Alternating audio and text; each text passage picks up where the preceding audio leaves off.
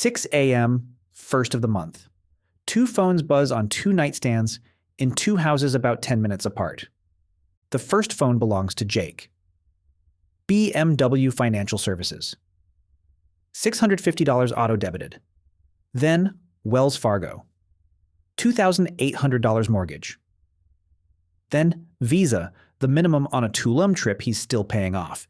Then PG&E, the lawn guy, the house alarm, the wine club he forgot he signed up for. By the time Jake finishes his coffee, $4,800 has left his account. He hasn't bought a single thing today. That's just the cost of being Jake at sunrise. The second phone belongs to Marcus. Vanguard, $1,800 into his brokerage account. Fidelity, $583 into his Roth IRA. Then another notification from Vanguard, $312 in quarterly dividends just deposited. By the time Marcus finishes his coffee, $2,695 has moved. And almost all of it moved toward him, not away from him. Same morning, same time zone, same $95,000 a year salary. Two completely different machines running in the background of two lives. And in 10 years, one of these guys is on track to become a millionaire. The other is staring at a credit card statement he's afraid to open. Here's the part that's going to mess with you. There's a 20-second math test that tells you, with brutal accuracy, which of these two guys you actually are. Doctors fail it. Engineers fail it. People in $4,000 suits driving leased Porsches fail it constantly. A school teacher in a paid-off Honda passes it without breaking a sweat. The test was invented by a researcher named Thomas Stanley, who spent 20 years studying actual American millionaires, not the ones on Instagram, the real ones. And what he found was that almost everything you've been taught to associate with wealth is wrong. I'll show you the test in a few minutes, but first you need to understand exactly how Jake and Marcus got to this morning, because the test only makes sense once you've watched what it's actually measuring. Lock this in. Fake wealth bills you every month. Real wealth pays you every month. That's it. That's the whole thing. And here's why that morning was just the tip of the iceberg. The 4-bedroom house isn't just the mortgage, it's property tax twice a year, insurance, a roof that needs replacing in 8 years, new furniture every time the place feels dated. The BMW isn't just $650. It's gap insurance, premium fuel, $400 oil changes. The Tulum trip wasn't $3,200. It's $3,200 plus 24% APR for 11 months. Because Jake didn't have the money, he had the credit limit. Every square foot Jake owns is sending him an invoice he hasn't even opened yet. Now look at Marcus's side. The S&P 500 fund that paid him $312 in dividends has been growing in value the entire time he's owned it. The Roth IRA isn't just collecting his $583 a month. It's compounding tax-free for the next 30 years. The paid-off Toyota already finished depreciating. It can't lose him any more money than it already has. Every part of Marcus's life that looked unremarkable at 6 a.m. is actually a quiet little machine, building wealth in the background while he sleeps. So this isn't about taste. It's not about how much you make. It's about which direction the money is flowing, toward you or away from you. Jake spent 10 years building a life where the arrows all point outward. Marcus spent the same 10 years building a life where the arrows point inward. Same paycheck. Opposite outcomes. Let me show you exactly how that gap opened up. Let's rewind 10 years. Both of them started at the same place. Same starting salary, same age, same city. After taxes, both are taking home about $72,000 a year, roughly $6,000 a month. Now watch where it goes. Jake's monthly spend. BMW lease, $650. Mortgage on a 4-bedroom house, $2,800. Utilities and insurance, $500.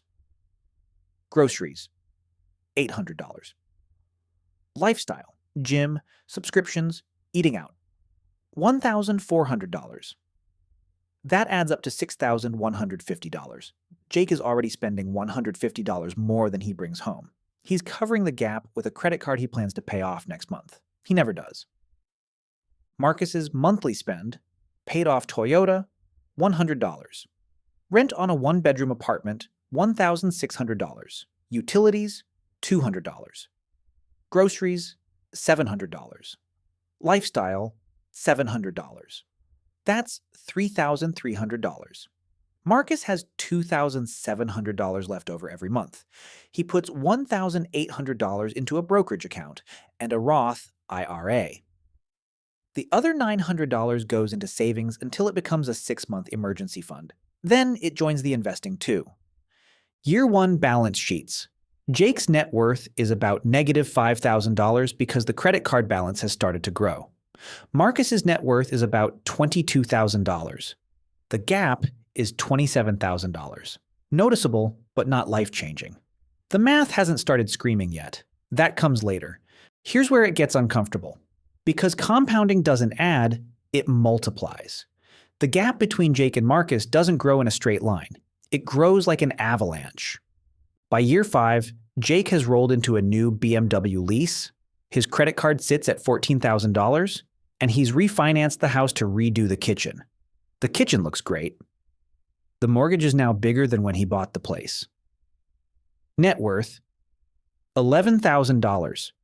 Marcus has been investing $1,800 a month for 60 straight months, and the market has done what the market does. Net worth, $158,000. Year 7. Jake gets a promotion. Income jumps to $115,000. Did his net worth jump? No. Because the promotion came with a bigger BMW, a bigger vacation, and a basement remodel, his monthly bills grew to absorb every extra dollar of the raise. Net worth, $19,000. Marcus also got a promotion to roughly the same income, but his lifestyle didn't change. Every dollar of the raise went straight into the brokerage account. Net worth, $284,000. Year 10. Jake is sitting at $41,000 in net worth, mostly fragile equity in a house that's depreciating relative to its mortgage. Marcus is sitting at $612,000 in mostly liquid, compounding, productive assets. Same job, same paycheck, same city, 15 times the wealth. And here's the part that should genuinely scare you. The gap is going to keep widening. Marcus's $612,000, if he never invests another dollar, will roughly double every 10 years. By the time both are 55, Marcus will be a multimillionaire and Jake will still be on his 6th lease cycle. Now you're probably asking the obvious question. How do I know if I'm Jake or Marcus? Because here's the thing. Almost nobody thinks they're Jake. Jake doesn't think he's Jake. He thinks he's doing fine. He thinks the BMW is reasonable, the house is a good investment, the lifestyle is what success looks like. The whole problem with being Jake is that Jake can't see it from the inside. This is exactly what Thomas Stanley figured out, and it's why he built the test. He spent 20 years interviewing real American millionaires, and he found that the people who actually had money almost never looked like it. The people who looked like they had money almost never did. So he built a formula to cut through the costume and show you the truth in 20 seconds. Here it is. Take your age, multiply it by your annual pre-tax income, divide that by 10. That number is what your net worth should be. That's it. No calculator needed. Let's run it on Jake. Jake is 35, earning $95,000. 35 times $95,000 is $3,325,000. Divide by 10. Jake's expected net worth is $332,500. His actual net worth is $41,000. He's at 12% of where he should be. Stanley called these people under-accumulators of wealth. People whose lifestyles consume their incomes faster than their balance sheets can grow. Jake is a textbook case. Now Marcus. Same age, same income. Same expected net worth. $332,500.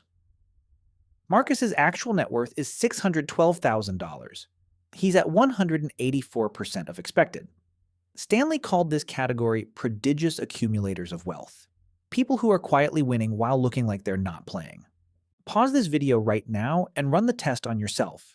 Your age times your income divided by 10. Compare it to your actual net worth. If you're below half of that number, you're not building wealth. You're decorating the appearance of it. The car doesn't matter, the house doesn't matter, the job title doesn't matter. The number is the number. And now that you know which side you're on, the next question is the only one that matters. Why? Why do some people end up as Jake and others as Marcus, even when they earn the same money. It comes down to three specific traps. Three specific things that look like wealth but are actually monthly bills and costume. Let's go through them. Disguise number one, the financed car. The car is the single most expensive lifestyle decision most Americans make, and almost nobody calculates the real cost. A $650 a month lease feels manageable, but cars depreciate. You're not paying $650 a month for transportation. You're paying $650 a month for an asset worth less than you've paid into it on the day you give it back. And the lease is the worst version. At the end of 3 years, you own nothing. You start over, forever. Run that $650 over 40 years of working life, that's $312,000 in lease payments. Invested in a basic S&P 500 fund instead, that's between $2 and $3 million in retirement money. Your car costs you a lot more than the car costs. Disguise number two, the oversized house. Your home is not your retirement plan, no matter what every boomer in your life has told you. A bigger house has a bigger mortgage, a bigger property tax bill, bigger insurance, bigger maintenance, bigger furniture. And every dollar locked into the down payment of a too big house is a dollar that isn't compounding in an index fund. Jake's 4-bedroom house feels like wealth. It's actually $1,200 a month more in carrying costs than a right-sized place. Over 30 years, that's $432,000 in extra costs and over $1 million in foregone investment growth. Jake's house didn't make him rich. It quietly delayed his retirement by a decade. Disguise number three, the lifestyle ratchet. This is the deadliest one because it's invisible. When Jake got a raise, his rent didn't go up. His grocery bill didn't go up. The economy didn't charge him more. So where did the raise go? Into a slightly nicer car, a slightly nicer house, slightly nicer vacations. None of those upgrades felt like spending. They felt like enjoying his success. But every single one added a permanent monthly bill. A raise that becomes a monthly bill isn't a raise. It's a life sentence at a higher number. This brings us to the most important question in this video. Why doesn't Jake just save more when he earns more? He's not stupid. He's not lazy. He's earning a top 30% income. Why is he still broke? The answer is one word: enough. Jake never decided what enough looks like. So every raise, every bonus, every promotion just expands his definition of normal. The $35,000 car becomes a $75,000 car. The 1,800 square foot house becomes a 3,200 square foot house. The $2,000 vacation becomes a $9,000 vacation. He's not chasing wealth. He's chasing a goalpost that moves every time he gets near it. Marcus did one thing differently, and it was the entire ball game. Before he started earning real money, he wrote down what enough looked like. A 1-bedroom apartment in a safe neighborhood, a paid-off, reliable car, $700 a month in lifestyle spending, and once he had that finish line on paper, every raise after that flowed past it, straight into his asset column. This is the mechanical explanation. It's not income. It's not discipline. It's not luck. It's whether you've defined enough. If you haven't, you will spend every dollar you ever earn for the rest of your life. Athletes earning $20 million a year go bankrupt because of this. The mechanism is the same at every income level. Define enough, or your income will define it for you. Upward, forever. So if Jake's life isn't wealth, what is? Real wealth has one defining feature. It pays you. Money flows toward the wealthy person, not away from them. An index fund pays you. It throws off dividends and grows in value. A rental property pays you. After expenses. A business you own pays you. A bond pays you interest. A retirement account pays you in compounding gains. These are the things that build wealth because they all share the same mechanic. You put money in once, and they keep working for you forever. And here's the thing nobody tells you. Real wealth is almost always invisible. The dividends hitting Marcus's account don't show up on Instagram. The Roth IRA doesn't drive past you on the highway. The brokerage account isn't visible at the dinner party. That's why most people get this completely wrong. They look at the visible signals, the car, the house, the watch, and assume those equal wealth. They don't. They equal monthly bills. The actual wealthy people in your life are almost certainly not the ones you think they are. They're the ones whose lives look quietly normal while their balance sheets do impossible things in the background. Now, before you scroll down and tell me Marcus is depriving himself, let me handle the two things half of you are about to type. First, you only live once. Yes, that's exactly the argument for becoming Marcus, not Jake, because Jake's one life is going to be spent at a job he can't quit, paying for things he barely uses until he's 67 years old.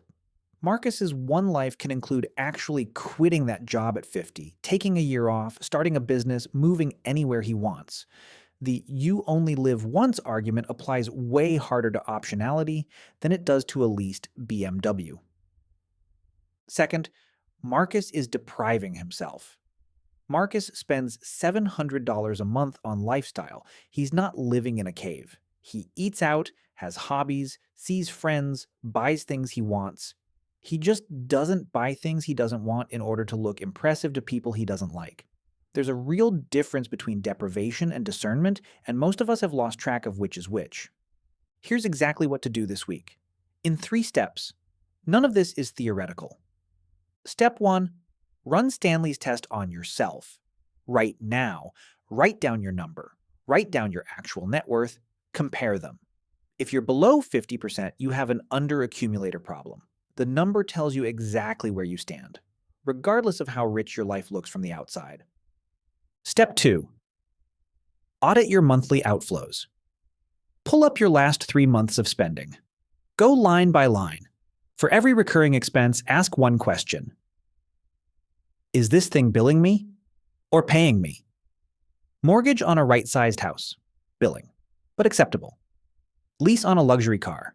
Billing, and replaceable. Subscription you forgot you had. Billing, cancel today. Investment contribution, paying. Find at least one liability dressed as an asset and kill it this week. Most people find 3. Step 3. Define enough. Sit down and write it out. What kind of house is enough? What kind of car? What kind of vacation? What level of lifestyle spending? Put real numbers next to each one. This is the most important document you will ever write for your financial life, and almost nobody writes it. Without it, every raise you ever get gets absorbed by lifestyle expansion. With it, every raise after enough flows into your asset column. That's how Marcus did it. That's the entire mechanism. Let's go back to Jake and Marcus one more time. Same job, same paycheck, same city, 15 times the wealth. And the difference between them wasn't talent or luck or genetics or even discipline. It was knowing which column things belonged in. Jake filled his life with things that bill him. Marcus filled his life with things that pay him. That's the entire story. And here's the line I want you to leave with. Real wealth isn't what you own. It's what you can choose. Jake can't quit his job. He can't take 6 months off. He can't say no to anything because every yes he ever said is now a monthly invoice he has to keep funding.